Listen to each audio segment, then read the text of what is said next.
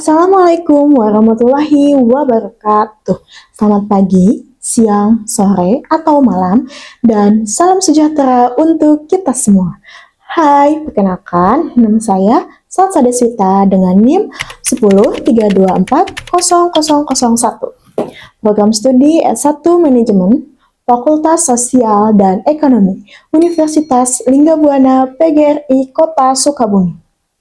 Pada kesempatan kali ini, saya akan memaparkan atau mempresentasikan materi tentang seleksi karyawan dalam mata kuliah Manajemen Sumber Daya Manusia dengan dosen pengampu Bapak Angga Pramadista Sudrajat, SEMM.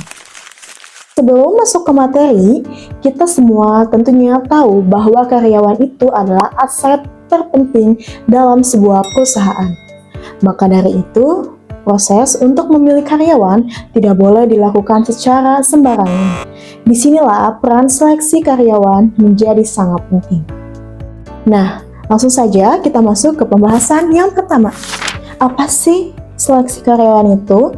Adapun penjelasan menurut Rifai tahun 2018 mengatakan bahwa seleksi karyawan adalah rangkaian tahap-tahap khusus yang digunakan untuk memutuskan pelamar mana yang akan diterima.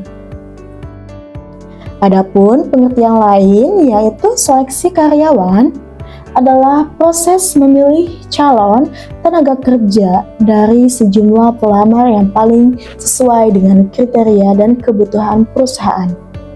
Proses ini bertujuan untuk memperoleh karyawan yang memiliki kompetensi, sikap, serta keterampilan yang dibutuhkan oleh perusahaan. Yang artinya, seleksi ini merupakan tahapan penting setelah proses rekrutmen. Jika rekrutmen bertujuan menarik pelamar sebanyak-banyaknya, maka seleksi bertujuan untuk menyaring dan menentukan siapa yang paling layak diterima bekerja di perusahaan. Dengan kata lain, seleksi bukanlah hanya tentang memilih yang paling pintar, tetapi juga memilih yang paling sesuai dengan kebutuhan dan budaya perusahaan. Yang selanjutnya, kita akan membahas tujuan dari seleksi karyawan. Yang pertama, menjamin perusahaan memperoleh karyawan yang tepat melalui seleksi perusahaan dapat memastikan bahwa orang-orang yang diterima itu sudah benar-benar sesuai dengan kualifikasi yang dibutuhkan. Dan yang kedua, menempatkan pelamar sesuai dengan minat dan kemampuannya serta penempatan yang tepat. Karyawan akan lebih nyaman bekerja dan hasil kerjanya juga menjadi lebih optimal. Dan yang keempat, ada meningkatkan kinerja perusahaan. Jika karyawan yang dipilih berkualitas, maka otomatis produktivitas dan kinerja perusahaan juga akan meningkat. Proses seleksi karyawan memiliki beberapa tahapan yang harus dilalui oleh calon karyawan. Tahap pertama yaitu wawancara awal. Di tahap ini, perusahaan melakukan penyaringan awal untuk mengetahui gambaran umum dari pelamar. Tahap kedua yaitu pengujian seleksi yang biasanya meliputi tes tertulis dan psikotes untuk menilai kemampuan dan karakter pelamar. Tahap ketiga adalah wawancara kerja. Pada tahap ini, pelamar akan diwawancarai lebih mendalam terkait kemampuan, pengalaman, dan kepribadiannya. Untuk tahap keempat yaitu tes kesehatan.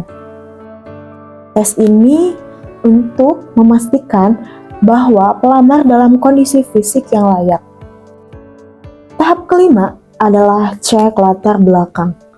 Perusahaan akan mengecek riwayat pendidikan, pengalaman kerja, dan perilaku pelamar di tempat kerja yang sebelumnya. Tahap keenam adalah keputusan penerimaan dari seluruh hasil seleksi. Perusahaan akan menentukan apakah pelamar diterima atau tidak. Dan tahap terakhir adalah surat pengangkatan. Surat pengangkatan ini adalah bentuk sebagai bukti resmi bahwa pelamar telah diterima sebagai karyawan.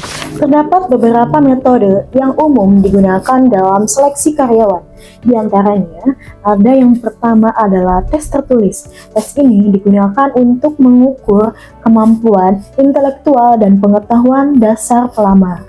Yang kedua adalah psikotes. Psikotes ini bertujuan untuk mengetahui kepribadian, sikap kerja, serta kecocokan karakter pelamar dengan budaya perusahaan. Yang ketiga adalah wawancara kerja. Wawancara ini digunakan untuk melihat secara langsung bagaimana cara pelamar berkomunikasi dan menyampaikan dirinya. Dan yang keempat adalah tes kesehatan.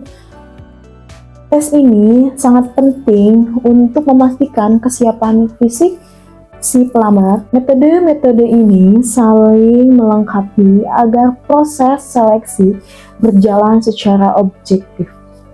Seleksi karyawan memberikan banyak manfaat bagi perusahaan.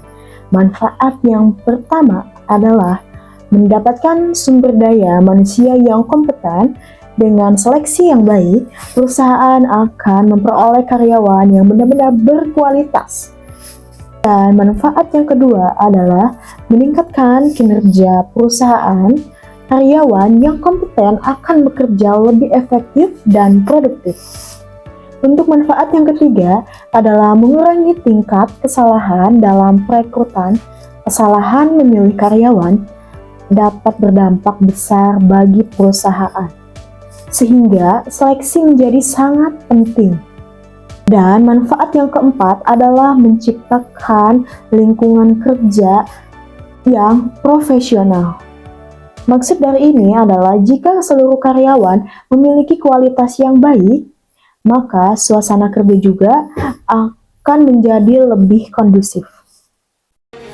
Sebagai kesimpulan, seleksi karyawan merupakan proses yang sangat penting bagi manajemen sumber daya manusia karena menentukan kualitas tenaga kerja di dalam perusahaan.